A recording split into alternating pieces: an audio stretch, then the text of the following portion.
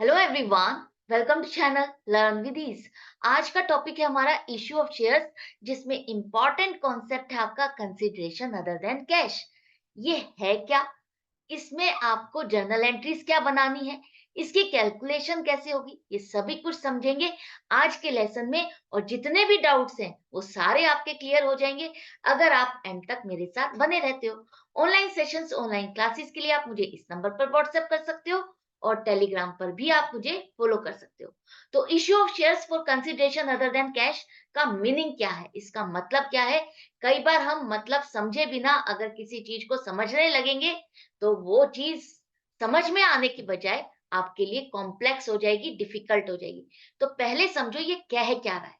इसका मतलब है जब आप शेयर्स इशू करते हो, उसके लिए आपको मॉनेटरी में नहीं मिल रहा, मॉनेटरी फॉर्म में पैसा नहीं मिल रहा, बैंक में पैसा जमा नहीं हो रहा, उसके लिए आपको कैश की जगह कुछ और मिल रहा है। इन काइंड आप रिसीव कर रहे हो, जैसे कि किसी की एसेट ले रहे हो या किसी की सर्विसेज ले रहे हो। किसी की आपने सर्विसेज ली, उसकी पेमेंट कैश में करने के बजाय आपने अपनी कंपनी के उसको फुल्ली पेड शेयर्स इशू कर दिए, तो वो आपका कंसिडरेशन अदर देन कैश कहलाएगा। मतलब कि हमने उसको कैश देने या उससे कैश लेने के बजाय हमने अपने शेयर्स इशू कर दिए। इसी तरह से हम किसी के प्लांट मशीनरी को खरीदने गए और वहां उसको पेमेंट कैश में करने के बजाय हमने कहा कि हमारी कंपनी के शेयर्स ले लो। हमने उतनी वैल्यू के उसको अपनी कंपनी के शेयर्स इशू कर दिए, जिसके लिए हमने उससे पेमेंट नहीं ली, हमने उससे उसकी कंपनी के प्लांट एंड मशीनरी को खरीद लिया। तो आप दोनों तरीके से सोच सकते हो। जैसे कि हमें अगर प्लांट एंड मशीनरी खरीदनी थी, तो हमने उससे प्लांट एंड मशीनरी खरीदी और अपने पेमेंट कैसे की? शेयर्स अपने उसको अलॉट करके, इशू करके। इसी तरह से हम ये भी मान सकते हैं, जिस जो हमें अपनी प्लांट एंड मशीनरी को दे रहा है, वो हमारी कंपनी के शेयर्स खरीदना चाहता था और उसने हमारी कंपनी की शेयर्स को खरीदने के लिए कैश में पेमेंट ना करके अपनी कंपनी का प्लांट एंड मशीनरी दिया। तो एक तरह से दोनों में आपस में ट्रांजैक्शन किस फॉर्म में हुई? In kind, not in kind, in form of cash. Cash नहीं मिल रहा, ना तो कैश दिया जा रहा है ना ही लिया जा रहा, सिर्फ एसेट्स या सर्विसेज का आपस में ट्रांसफॉर्मेशन हो रहा है, आपस में लेना देना हो रहा है। करेक्ट? ये बात समझ में आ गई। अब हम इसको करते किस किस के साथ है, ये डीलिंग्स हमारी जनरली होती किसके साथ है? फर्स्ट है प्रोमोटर्स। प्रोमोटर्स कौन है? वो जो आपके इस कंपनी को खोलने के लिए सबसे पहले कदम आगे बढ़ाते हैं, जिनका ये आइडिया है, जो ये कंपनी खोलने का पहला खर्चा सारा करते हैं। तो जितना भी खर्चा कंपनी को स्टार्टिंग में खोलते हुए आपको करना पड़ रहा है, प्रोमोटर्स को करना पड़ा, वो सारा का सारा खर्चा इनकॉर्पोरेशन या प्रिलिमिनरी एक्सपेंसेस कहलाता है। अब ये पेमेंट आपको करनी है।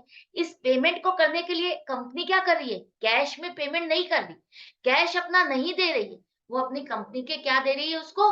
अपनी कंपनी के फुल्ली पेड शेयर्स दे रही है। एक चीज और, एक पॉइंट याद रखना, जब भी हम इन सर्विसेज, इन एसेट्स को परचेज करते हुए अपनी कंपनी के शेयर्स इशू करेंगे, तो वो फुल्ली पेड शेयर्स होंगे। फुल्ली पेड शेयर्स का मतलब है इन शेयर्स पर हमें पूरी पेमेंट रिसीव हो चुकी है।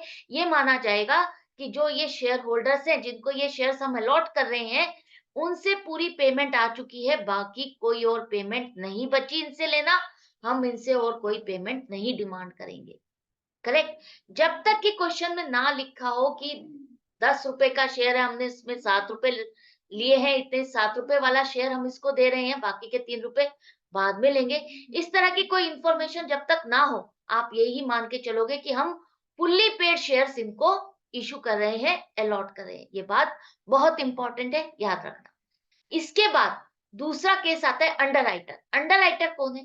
ये वो अंडरराइटर वो है, वो कंपनीज है, वो कंसर्न्स, वो ऑर्गेनाइजेशन है, जो एक रेस्पॉन्सिबिलिटी, एक वर्क लेते हैं कि हाँ, आप अपने शेयर्स को इशू करना चाहते हो तो हम गारंटी देते हैं कि आपके शेयर्स को हम पब्लिक में सब्सक्राइब करा देंगे, आपके शेयर्स पूरे सब्सक्राइब हो जाएंगे। तो हम अपने इस शेयर्स को इशू करके ये काम किसके हाथ में सौंपते हैं? डायरेक्ट पब्लिक में नहीं देते, हम ये काम बीच में इस डीलर को दे देते हैं। एक तरह से आप इसे डीलर कह सकते हो। इस डीलर को दे देते हैं जो हमारा ये काम आगे कराता है, हमारे शेयर्स को सब्सक्राइब कराता है, एक तरह से हमारे शेयर्स को बेच रहा है वो, करेक्ट? तो ये अंडरराइटर है, इसको इसकी सर्विसेज के लिए क्या दिया जाएगा? Commission, underwriting commission. तो जितनी भी ऑर्गेनाइजेशन है कई बार पब्लिक प्लेसमेंट के लिए कम सामने आती है, हमारा वर्क इजी कर देती है। जो कंपनी डरती हैं कि हमारे शेयर्स पता नहीं सब्सक्राइब होंगे या नहीं होंगे, वो ये सर्विसेज लेती हैं और उनके लिए ये कमीशन पे करते हैं, और कमीशन के लिए हम उनको कैश की पेमेंट नहीं कर रहे हैं, हम उनको अपनी कंपनी के शेयर्स अलॉट करेंगे। तो किस तरह से निकालोगे? जितना ये खर्चा बनता है, जितना भी ये खर्चा बनता है, जो भी आपको खर्चा ये पे करना है, उसको आप डिवाइड करोगे उस शेयर की वैल्यू से। जो आपकी कंपनी का शेयर है, उसकी एक शेयर की वैल्यू कितनी है, उससे आप इसको डिवाइड कर दोगे, तो आपके पास नंबर ऑफ शेयर्स आ जाएंगे। उतने शेयर्स आप इनको अलॉट कर दोगे, इश्यू कर दोगे। ये दो केस तो आपको समझ में आ गए जहां पर आपने सर्विसेज ली और शेयर इश्यू किए। तीसरा केस है वेंडर्स। वेंडर्स में जहां पर हम या तो पूरा का पूरा किसी का बिजनेस टेक ओवर कर रहे हैं, या कोई एक एसेट खरीदी, प्लांट एंड मशीनरी खरीदी, बिल्डिंग खरीदी, कुछ भी खरीदी, उसके लिए हमने कैश की पेमेंट करने के बजाय अपनी कंपनी के शेयर से लौट किए। तो बिजनेस टेक ओवर करा, तो हमने उसको पेमेंट करने के बजाय अपनी कंपनी का ही एक शेयर होल्डर बना लिया। शेयर होल्डर आपको पता है एक तरह से क्या है? ओनर ऑफ द कंपनी है। जितने शेयर्स वो खरीद रहा है, जितने पोर्शन का शेयर वो खरीद रहा है, वो उतने पोर्शन का आपकी कंपनी का मालिक बन जाता है। तो वो वेंडर जो आपको अपना बिजनेस बेच रहा है और शेयर्स ले रहा है, एक तरह से वो भी ओनर बन गया। तो अब इन सभी केसेस में जर्नल एंट्री क्या बनेगी समझो। प्रमोटर, जिसको आपको इनकॉर्पोरेशन या प्रिलिमिनरी एक्सपेंसेस का खर्चा आपको देना है, ये खर्चा जिस साल आपका होता है उसी साल आपको बुक्स में डालना है।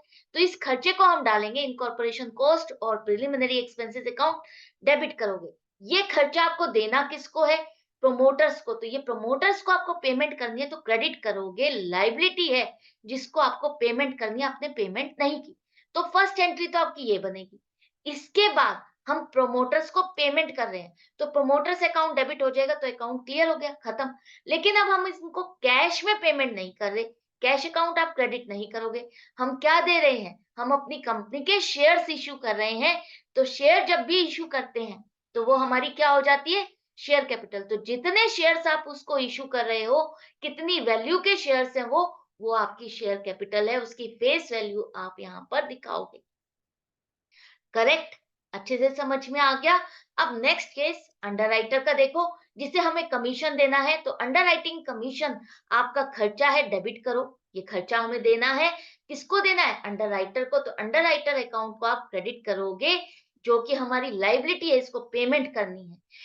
इस लाइबिलिटी को हम जब पेमेंट करने लगे, तो अंडरराइटर अकाउंट आपका डेबिट हो जाएगा, ताकि ये क्लियर हो जाए, खत्म हो जाए। पेमेंट कर रहे हैं, कैश नहीं दे रहे हैं, शेयर्स दे रहे हैं। तो शेयर्स दे रहे हैं, तो हमारी क्या हो गई? शेयर कैपिटल हो गई। एक तरह से हम उसको कैश ना दे करके मान के चल रहे हैं कि उसको हमने शेयर्स इशू किए हैं, जिस पर उसने पेमेंट हमें कर दी। तो उसने अपनी सर्विसेज के बदले हमें हमसे क्या ले लिया? हमारी कंपनी से शेयर्स ले लिए, हमारी कंपनी में वो लिटिल बिट ओनर बन गया। करेक्ट? नेक्स्ट है वेंडर। वेंडर का केस समझो। उससे पहले हम इसको एक एग्जांपल के साथ समझ लेते हैं अंडरराइटिंग कमीशन को। यहाँ पर वाई लिमिटेड ने डिसाइड किया कि 2000 शेयर्स, 100 रुपए का जो एक शेयर है, वो वाला यूनिट ट्रस्ट ऑफ इंडिया को इशू करेगा एज अंडरराइटिंग कमीशन। तो यहाँ पर एंट्रीज क्या बनेगी? अंडरराइटिंग कमीशन आपका कितना हो गया? 2000 शेयर्स आप इश्यू कर रहे हो, 100 रुपए का एक शेयर, तो इसका मतलब कमीशन हो गया आपका 2 लाख रुपए का। तो अंडरराइटिंग कमीशन अकाउंट डेबिट करो 2 लाख से। किसको देना है? किस किसके लिए आपकी लाइबिलिटी है? आपको पेमेंट किसको करनी है? Unit trust of India. उस अकाउंट को आप क्रेडिट करोगे, इसको मुझे इतनी पेमेंट करनी है। अब हम पेमेंट करने जा रहे हैं, तो यूनिट ट्रस्ट ऑफ इंडिया आपका क्या हो जाएगा? डेबिट। और टू शेयर कैपिटल आपका क्रेडिट हो जाएगा। कितने से? 2 लाख। 2 लाख के आपने शेयर्स उनको इश्यू कर दिए। क्लियर हो गया? इसके बाद आता है बारी वेंडर। वेंडर जहां पर हम बिजनेस परचेज कर रहे हैं, एसेट परचेज कर रहे हैं, तब क्या एंट्री होगी? एक केस है जब आप बिजनेस टेक ओवर करते हो, तो आपका क्या होता है? या तो आप उसकी सारी एसेट लेते हो, या चुन करके कुछ एसेट्स ले लेते हो, यही है ना? अब जब आप एसेट टेक ओवर करते हो, तो उस टेक ओवर करते हुए एसेट जो उसकी बुक्स में वैल्यू आ रही है, उससे लोगे या आप खुद डिसाइड करोगे उसकी वैल्यू?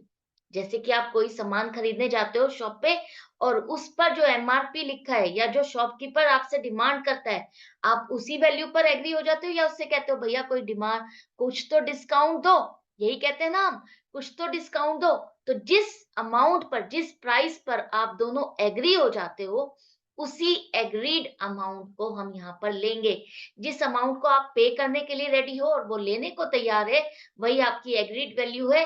तो आप जिस अमाउंट के लिए, जो अमाउंट हमारी कंसेंट हुई है, उसी अमाउंट से यहाँ पर बुक करोगे कि हम एक तरह से एसेट परचेज कर रहे हैं। कितने में खरीदना चाह रहे हैं, वो वैल्यू आप यहाँ पर शो करोगे कि मान लेते हैं उसकी बुक्स में कोई प्लांट एंड मशीनरी की वैल्यू है 5 लाख और आप उसको खरीदने के लिए तैयार हो गए हो 4.5 लाख। तो 4.5 लाख की अमाउंट जो तय हुई है, आप उतने से यहाँ पर दिखाओगे कि आपने ये प्लांट एंड मशीनरी 4.5 लाख रुपए से खरीदा। जो एसेट खरीदते जाओगे उनको अलग-अलग नाम से दिखाओगे। एक ही बार में सन्ड्री एसेट्स नहीं लिखोगे। आप सारी एसेट्स अलग-अलग दिखाओगे क्योंकि आप अपनी बुक्स में रिकॉर्ड कर रहे हो, आपने कौन-कौन सी एसेट खरीदी। तो हम सारी एसेट्स को अलग-अलग शो करेंगे, अलग-अलग नाम से। यहाँ पर समझ में आ गया। अब जब आप बिजनेस टेक ओवर करते हो तो एसेट के साथ कई बार लायबिलिटीज भी आती है। वो लायबिलिटीज क्या है जिनकी पेमेंट अब आपको करनी है। उनकी पेमेंट आप कितना करने को रेडी हो। मान लेते हैं कोई क्रेडिटर है 1 लाख रुपए का, तो अब आप कहते हो 1 लाख रुपए की तो पेमेंट मैं नहीं करूंगा। हाँ, मैं 80,000 की पेमेंट करने को रेडी हूँ। इस लायबिलिटी के लिए मैं 80,000 की पेमेंट कर दूंगा, बाकी आप देखो। तो यहाँ पर आप उस लायबिलिटी को जिस अमाउंट पर पे करने को कंप्लीटली खत्म करने को तैयार हो, वो है 80,000 रुपए। तो आप 80,000 रुपए लोगे। तो जो आपकी अमाउंट तय हुई है एसेट्स को खरीदने, लायबिलिटीज को खत्म करने की, वो आप यहाँ पर लिखोगे। अब मान लेते हैं हमने 4.5 लाख की एसेट्स ली, 80,000 की लायबिलिटी ली। तो नेट क्या हुआ? ये लायबिलिटी में तो आपको पेमेंट आपको करनी पड़ रही है ना एक तरह से। तो आप पेमेंट कर रहे हो और एसेट आप 4.5 लाख की खरीद रहे हो और लायबिलिटीज की पेमेंट कर रहे हो, तो एक तरह से नेट एसेट्स आपकी कितने की पड़ जाएंगी?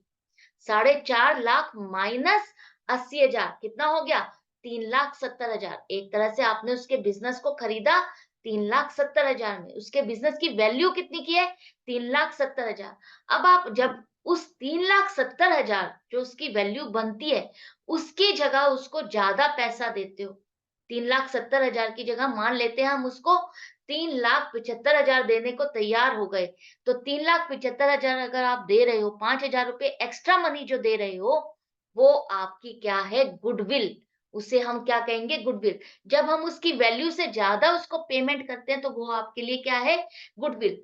तो आपने पार्टनरशिप वाले चैप्टर में पढ़ा था परचेज्ड गुडविल। ये वही परचेज्ड गुडविल है जब हम किसी का बिजनेस टेक ओवर करते हैं और उसको उसकी वैल्यू से ज्यादा पेमेंट करते हैं, तो वो उसकी रेपुटेशन का पैसा है जो हम उसको वैल्यू दे रहे हैं, जो उसको पैसा हम एक्स्ट्रा दे रहे हैं। तो ये गुडविल आपकी बुक्स में एज ए एसेट रिकॉर्ड होगी, बुक्स में आप शो करोगे एसेट्स में।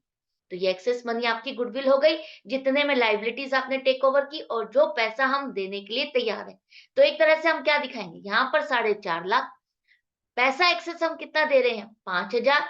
और लाइबिलिटीज हमने कितने में टेक ओवर की? 80,000। और पेमेंट कितनी कर रहे हैं? 3,75,000। तो दोनों डेबिट और क्रेडिट आपका मैच करना चाहिए। करेक्ट है? ये आपको वैल्यू निकालनी आ गई, समझ में आ गई क्या चीज है, गुडविल हम क्यों ले रहे हैं, डेबिट क्यों करनी है। इसी तरह से जब आप किसी की जो वैल्यू बनती है बिजनेस में, उससे उसको कम पेमेंट करते हैं। मान लेते हैं यही वाला केस है, यहाँ पर जो वैल्यू 3,70,000 बन रही थी, उसको हम 3,70,000 देने के बजाय हम उसको 3,60,000 दे रहे हैं। मतलब कि जो वैल्यू है उससे भी कम पैसा दे रहे हैं। तो यहाँ पर कोई चीज हम ज्यादा वाली कम पैसा दे करके खरीद रहे हैं, तो वो हमारे लिए प्रॉफिट है ना। एक तरह से हमें डिस्काउंट मिला, वो डिस्काउंट हमारे लिए प्रॉफिट है और उस प्रॉफिट को हम कहाँ शो करेंगे? कैपिटल रिजर्व में। तो excess of net asset over net consideration is your profit, जिसे हम कैपिटल रिजर्व में शो करेंगे। कैपिटल रिजर्व आपका लायबिलिटी साइड पर रिजर्व्स एंड सरप्लस में शो किया जाएगा। तो ये दोनों केसेस में से कोई भी एक एंट्री आपकी बनेगी, ध्यान से करना। इसके बाद ये तो कंसिडरेशन वाली बात हो गई कि कितनी पेमेंट आपको करनी है। अब जो पेमेंट हमको करनी है, जो भी डिसाइडेड वैल्यू हुई है, हम उसको शेयर्स इश्यू करेंगे। शेयर हम उसको एट पार भी कर सकते हैं। एट पार मतलब जो फेस वैल्यू है उसी पर। 10 रुपए का शेयर है तो 10 रुपए। मान लेते हैं उसकी बिजनेस की वैल्यू जो हमारी 3,70,000, हम एक एग्जांपल के साथ लेके चल रहे हैं। 3,70,000 हमें पे करने हैं। 10 रुपए का एक शेयर है तो हम इसका मतलब हम उसको कितने शेयर्स देंगे? 37,000 शेयर्स उसको देंगे। 37,000। तो वेंडर की पेमेंट हम कर रहे हैं 3,70,000 और शेयर कैपिटल भी हमारी 3,70,000 की हो जाएगी। करेक्ट? अच्छे से समझ में आ गया? सॉरी, हमने 3,75,000 की वैल्यू मानी थी ना। हम अगर एक्सेस दे रहे हैं तो 3,75,000 देंगे, कम दे रहे हैं तो 3,60,000 देंगे। तो जो वैल्यू हमारी डिसाइडेड हुई है वही वैल्यू लेंगे हम। ये बात आपको याद रखनी है। अगर यही शेयर हमको प्रीमियम पर इश्यू करने हैं, तो प्रीमियम पर करने हैं तो क्या हो जाएगा? Vendor account debit to share capital, और जितना प्रीमियम है उस शेयर पर, मान लेते हैं 10 रुपए वाला शेयर आप 12 रुपए में दे रहे हो, तो 2 रुपए आपका प्रीमियम है। अब जो अमाउंट है जो आपको वेंडर को देनी है, मान लेते हैं 3,75,000 अगर आपको देने हैं, तो 3,75,000 को अब आपके एक शेयर कितने का है? 10 रुपए का नहीं, प्रीमियम मिला करके वो 12 रुपए का अगर शेयर है, तो 3,70,000 को 12 से डिवाइड करोगे, वो नंबर ऑफ शेयर्स आएंगे। तो फेस वैल्यू शेयर कैपिटल में, प्रीमियम का पैसा प्रीमियम में। तो जब आप प्रीमियम में इश्यू करोगे शेयर्स, तो आपको नंबर ऑफ शेयर्स कम देने होंगे। आई होप आपको ये बात समझ में आ गई। तो ये ध्यान से रीड करना। ये दोनों केस में आपको वैल्यू क्या बनती है, वो जर्नल एंट्री कैसे बनानी है, और शेयर किस तरह के इश्यू कर रहे हो, ये ध्यान देना है। अब इसको हम समझते हैं एग्जाम्पल के साथ। यहाँ पर देखो, विमल लिमिटेड ने मशीनरी परचेज की है 9,90,000 की कमल लिमिटेड से, और उसकी पेमेंट की जा रही है शेयर इशू करके। 100 रुपए का एक शेयर है। आपको दो केस दिए गए हैं, दोनों केस में एंट्री बतानी है। फर्स्ट केस जहां पर शेयर आप एट पार इशू कर रहे हो, मतलब कि फेस वैल्यू, और दूसरा केस जहां आप 25% प्रीमियम के साथ कर रहे हो। तो फर्स्ट केस देखो, एंट्री क्या बनेगी? हमने एसेट खरीदी, क्या खरीदी? मशीनरी। तो मशीनरी आप खरीद रहे हो, तो मशीनरी अकाउंट डेबिट किसकी बुक्स में करनी है? जो खरीद रही है कंपनी, उसकी बुक्स की बात हो रही है। उसकी बुक्स में पूछा है। आप खरीद रहे हो तो आपकी बुक्स में क्या एंट्री बनेगी? विमल लिमिटेड की बुक्स में। तो मशीनरी अकाउंट डेबिट 9,90,000 किसको पेमेंट करनी है? कमल लिमिटेड को। तो 9,90,000 दिखाओ, क्रेडिट करो। इतना समझ में आ गया? अब हम इसको पेमेंट करेंगे। कमल लिमिटेड को 9,90,000 की पेमेंट करनी है। कितने शेयर से? 9,90,000 को डिवाइड करो। आपका एक शेयर कितने का है? 100 रुपए का। तो 9,90,000 डिवाइडेड बाय 100, तो आपके शेयर्स आ गए 9900 शेयर्स। आप फुल्ली पेड शेयर्स इशू करोगे कमल लिमिटेड को। तो ये एंट्री आपकी एट पार वाली हो गई। बहुत इजी है, समझ में आ गया है। नेक्स्ट है, अब आपने प्रीमियम पर शेयर्स इशू किए, तो अब क्या एंट्री बनेगी? फर्स्ट एंट्री तो सेम वही बनेगी, machinery account debit to Kamal limited 9,90,000। इसके बाद अगर हमारे शेयर हमको जो प्रीमियम पर दे रहे हैं, तो अब हमारा शेयर एक कितने का हो गया? 125 रुपए का। 9,90,000 रुपए देने हैं, एक शेयर 125 का है, तो अब हमें कितने शेयर्स इशू करने हैं? 7,920। तो यहाँ पर कमल लिमिटेड को तो इतनी ही पेमेंट करनी है। शेयर कैपिटल अब आपकी फेस वैल्यू से 7,92,000 से क्रेडिट होगी, और सिक्योरिटीज प्रीमियम में आप 25 रुपए के हिसाब से डालोगे इतने नंबर ऑफ शेयर्स। यहाँ पर 9900 नहीं आएगा, 7,920 कर लेना। टाइपिंग एरर है, मैं करेक्शन करना भूल गई। 7,920 फुल्ली पेड शेयर्स आएंगे। करेक्ट? दूसरा एग्जांपल देखो, अब हम यहाँ पर पूरा बिजनेस ही टेक ओवर कर रहे हैं। हमने टैगोर लिमिटेड कंपनी है जिसने बिजनेस टेक ओवर किया तुलसी ब्रदर्स का। कितने में? 48 लाख रुपए में, for a sum of rupees 48 lakh, जो कि हमें शेयर्स इशू करके देने हैं। शेयर हमारा एक 20 रुपए का, जिस पर प्रीमियम 20% है। तो 20 रुपए पर 20% प्रीमियम कितना हो गया? 4 रुपए, मतलब कि एक शेयर हमारा 24 रुपए का हो गया। करेक्ट? हम उसकी एसेट्स कौन कौन सी ले रहे हैं, कितने अमाउंट में ले रहे हैं, ये सभी कुछ दिया हुआ है। तो एंट्री देखो क्या बनेगी।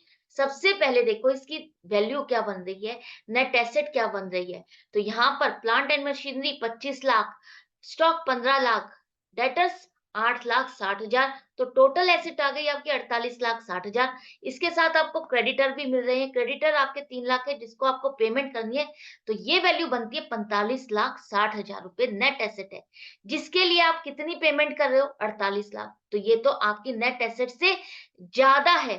तो जब आपकी कंसीडरेशन नेट एसेट से ज्यादा हो जाएगी, तो वो क्या हो जाएगी आपकी? गुडविल। गुडविल हमारी कितनी हो गई? 2,40,000। अब आप इसको शो कैसे करोगे? Plant and machinery 2.5 lakh, stock 15 lakh, sorry plant and machinery 25 lakh, stock 15 lakh, debtors 8,60,000, goodwill 2,40,000, creditor 3 lakh, और तुलसी ब्रदर्स को हम जो पेमेंट करने को तैयार हुए हैं वो है 48 लाख। तो इस तरह से हमारी पूरी बिजनेस की डील हो गई। अब हम इसको पेमेंट करेंगे 48 लाख की, तो कैसे करेंगे? 48 लाख रुपए डेबिट करो। तुलसी ब्रदर्स को हम पेमेंट कर रहे हैं, उसका अकाउंट क्लियर कर रहे हैं, तो डेबिट करोगे आप। इसके बाद इसके शेयर्स कितने होंगे? हम इसको प्रीमियम पर दे रहे हैं, एक शेयर प्रीमियम पर दे रहे हैं, तो आप 48 लाख को डिवाइड करो 24 से। 48 लाख को 24 रुपए से डिवाइड करोगे तो आपके पास आ जाएंगे 2 लाख शेयर्स। 2 लाख शेयर्स हम इसको इशू कर रहे हैं। करेक्ट है? समझ में आ गया? डिफिकल्ट नहीं है ना? अब नेक्स्ट देखो, एक और एग्जांपल देखो, यहाँ पर एक्स लिमिटेड ने टेक ओवर की है एसेट्स और लाइबिलिटीज वाई लिमिटेड की, जिसमें अलग अलग एसेट्स दी हैं आपको, और एक्स लिमिटेड को हमें कंसिडरेशन पे करनी है।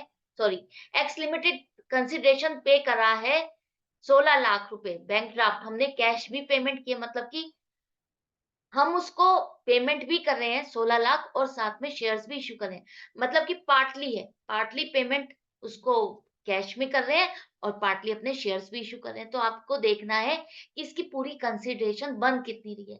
सबसे पहले आप कैलकुलेशन करो यहाँ पर इस तरह से, हम कौन कौन सी एसेट्स उसकी टेक ओवर करें। लैंड एंड बिल्डिंग 20 लाख में, स्टॉक आपका 5 लाख में, डेटर्स 2.5 लाख में, तो टोटल एसेट होगी 27,50,000। साथ में लाइबिलिटी आपकी 2 लाख, तो नेट एसेट हो गई 25 लाख की। करेक्ट? जिसके लिए हम इसको 16 लाख की पेमेंट कर रहे हैं। 16 लाख की पेमेंट कर रहे हैं, और हम इसको 50,000 अपने शेयर्स इश्यू कर रहे हैं। 50,000 शेयर्स, 20 रुपए का एक शेयर है, 10% प्रीमियम के साथ, मतलब कि 22 रुपए वाला शेयर इश्यू कर रहे हैं। तो 50,000 शेयर्स 22 रुपए के हिसाब से कितने हुए? 11 लाख के। तो इसका मतलब हमने उसको कंसिडरेशन कितनी दी? 27 लाख। हम उसको पेमेंट कितनी दे रहे हैं? हम अपनी तरफ से अपना सामान कितना दे रहे हैं उसको? हम उसको कितनी वैल्यू के शेयर्स और पैसा दे रहे हैं? वो टोटल मिलाकर के आपका 27 लाख बनता है। तो 25.5 लाख पर हम उसको 27 लाख की पेमेंट कर रहे हैं, तो ये पेमेंट तो ज्यादा है। तो ये आपकी क्या हो गई? 1.5 लाख की गुडविल हो गई। तो गुडविल आपकी हो गई। कैसे शो करोगे? अब यहाँ पर देखो, land and building 20 lakh, stock 5 lakh, debtors 2.5 lakh, goodwill 1.5 lakh, creditors जो आप टेक ओवर कर रहे हो, तो वो आप क्रेडिट करोगे 2 लाख, और आपने पेमेंट उसको ड्राफ्ट दिया है, तो बैंक अकाउंट आपका क्रेडिट होगा 16 लाख से, और बाकी की पेमेंट आपको जो करनी है अभी, वो आपकी 11 लाख की रह गई। देखो, आपने जो जो एसेट्स आपने टेक ओवर कर ली, जो लाइबिलिटी टेक ओवर की उसको क्रेडिट किया, पेमेंट जो आप कर चुके हो वो आपने दिखा दी, बाकी जो रहते ये वो हम वाई लिमिटेड के अकाउंट में क्रेडिट शो करेंगे कि अभी ये पेमेंट हमें करनी है। अब इसकी पेमेंट करोगे तो आप वाई लिमिटेड अकाउंट को डेबिट करो 11 लाख से। शेयर आप प्रीमियम वाला इश्यू कर रहे हो, ये बात याद रखना। तो शेयर कैपिटल में फेस वैल्यू डलेगी 10 लाख, और आपका 2 रुपए के हिसाब से 50,000 शेयर्स पर 1 लाख रुपए का प्रीमियम आप सिक्योरिटीज प्रीमियम अकाउंट में डालो। तो इस तरह से आपको कैलकुलेशन करनी है। आई होप आपके लिए ये टॉपिक सुपर इजी हो गया होगा। अब यार डाउट या कंफ्यूजन नहीं रही होगी, जर्नल एंट्रीज बनानी आ गई होगी, समझ में आ गई होगी, गुडविल कब होगी, कैपिटल रिजर्व कब हो गया, ये भी आपको समझ में आ गया होगा। तो मैं मिलती हूँ नेक्स्ट वीडियो में ऐसे ही इंटरेस्टिंग टॉपिक के साथ। अगर आप क्वेश्चंस की प्रैक्टिस करना चाहते हो, डीके गोयल या टीएस ग्रेवाल की बुक को फॉलो करते हो, तो वो सभी क्वेश्चंस आपको चैनल पर मिल जाएंगे विद एक्सप्लेनेशन के साथ। Goodbye and take care.